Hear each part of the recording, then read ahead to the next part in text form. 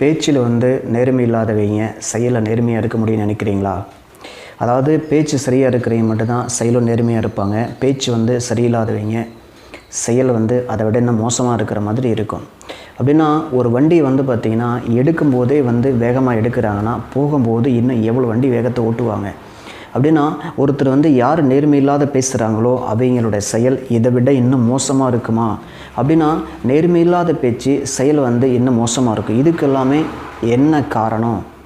2ல் சனி இருக்கிறது, 8ல் சனி இருக்கிறது. இந்த மாதிரி வந்து சனி இருக்கிற இடங்களை பொறுத்து தான் அவங்களுடைய நேர்மையோட தரத்தை வந்து அதிகமாக்கும். அப்படின்னா சனி மட்டும்தான் நீதி காரகர்த்தா. சனி வந்து என்ன பண்ணுவார்? சரியாக பேச வைக்கிறதுக்கும் சனி தான். பிரச்சனையாகவே பேச வச்சு பல பிரச்சனை கொண்டு வரது சனி தான். சனி வந்து 2-8ல் சனி இருந்தது அப்படின்னா இந்த மாதிரியான பிரச்சனையை கொடுத்து அவைகளுக்கு ஒரு பேரை உருவாக்கும். இல்லைனா அவைகளுக்கு நிறைய விதமான பிரச்சனையை அவங்களே பண்ணிக்குவாங்க அப்படிங்கிறது இருக்கும்.